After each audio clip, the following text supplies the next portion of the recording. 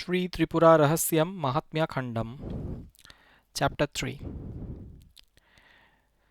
The primordial Lord Mahesha, who is the cause of all causes, who is the creator of everything, who stays as the soul of everything, is victorious.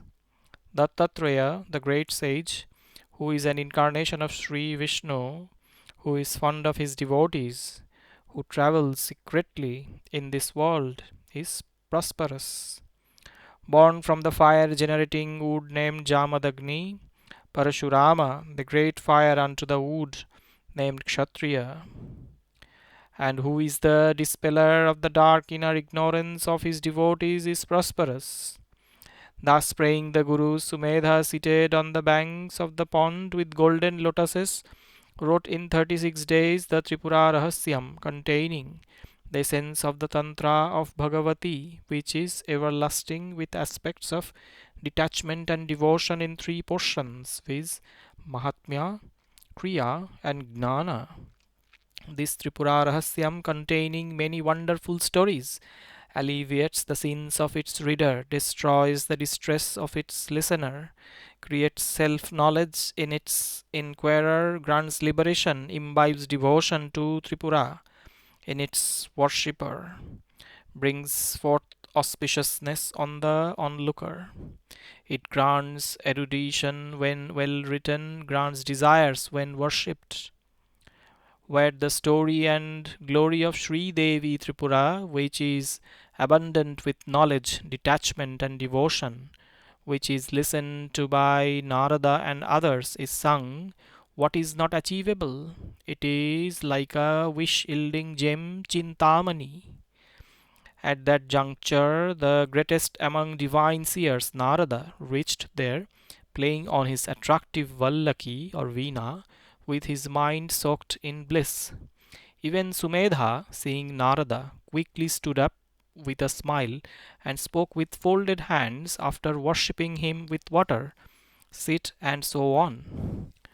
O divine seer, by your grace everything was known meaningfully, just as an intuitive eye smeared by a special collyrium. As told by Brahma, the Tripurarahasyam has been written. Tell me, your disciple, what service should I render to you next? Now the entire scriptures, varieties of prosody, all worlds, all directions, all times, those with senses and without senses, are known to me, like a piece of pure Vaikranta gem, a gem slightly inferior to diamond, in my palm. Salutations to you, O great Narada, the son of Brahma. By your grace I understood very well the knowledge of the immanent and the transcendent. Saying so, Sumedha fell at the feet of Narada. Then Narada lifted that sage and embraced him. After sitting him, spoke sweet words. O Haritayana, you are blessed. There is no one equal to you, who has acquired such wealth due to devotion to the feet of Tripura. As advised by Brahma, I have come with a desire to listen to the auspicious Tripurarahasyam from you, which has been composed by you. Tell all that in great detail to me in person who has faith, listening to his words. Haritayana, with his fully blown lotus-like eyes filled with tears of joy, with a happy mind, with swollen body from the horripilation induced by the remembrance of Tripura, folded his palms and with beautiful words dripping honey addressed Narada.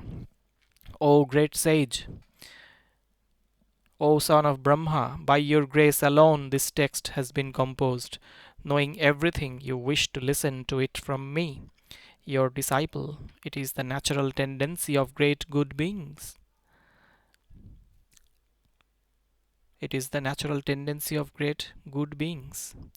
It is no wonder that good men who knew, it is no wonder that good Men who know everything listen to without envy the ambrosial story of the transcendental Devi, even though a short one.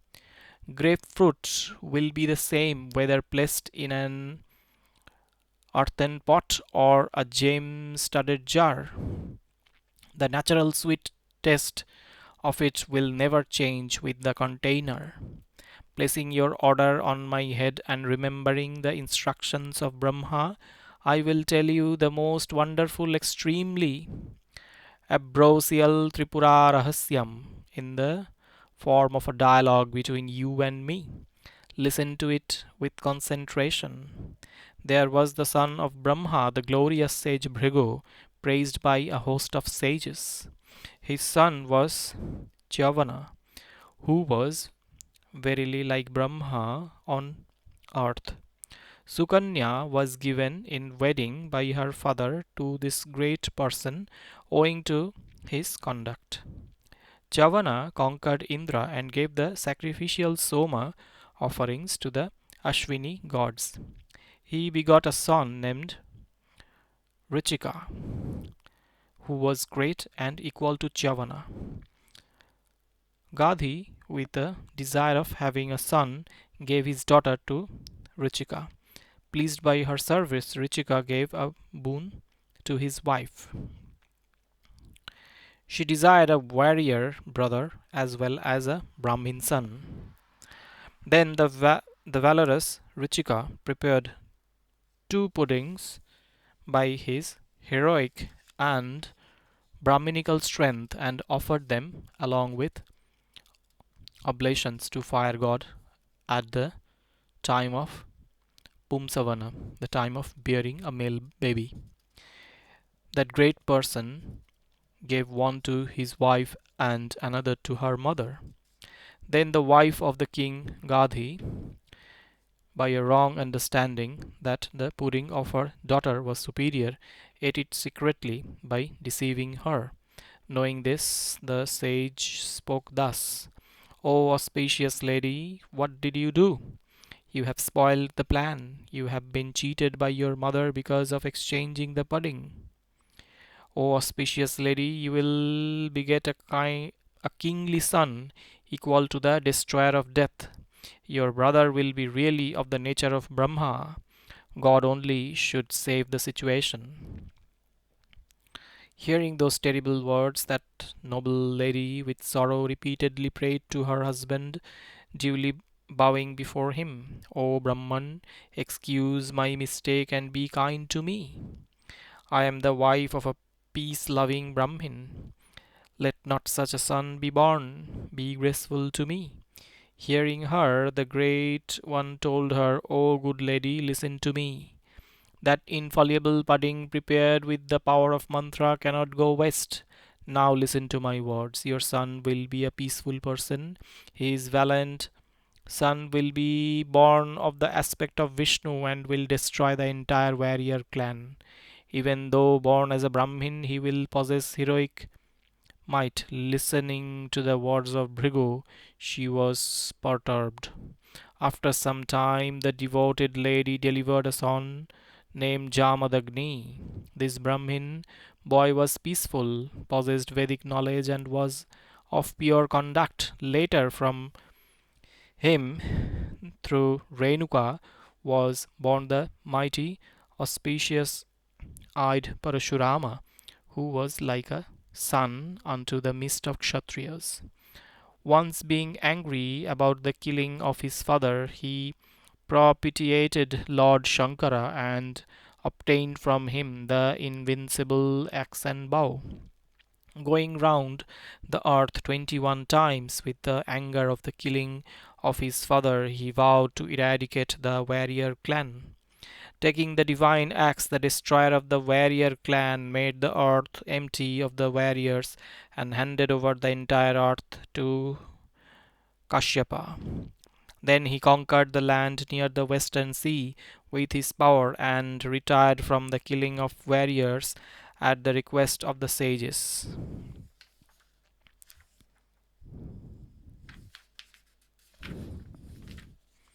Fiercely angry by nature, he took to severe penance and offered his anger as oblation to the fire of serenity.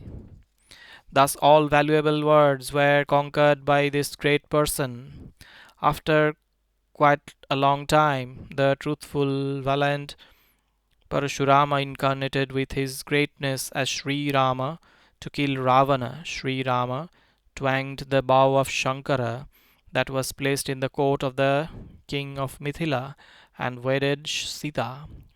During tying, the fierce bow of Shankara broke.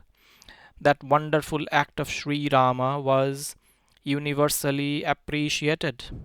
Parashurama heard that from divine beings traveling in the sky. Hearing that unbearable repute of the warriors Kshatriyas, Parashurama, the embodiment of anger, like boiling water from excessive heat, with anger in his reddened eyes, burning like the fire of dissolution,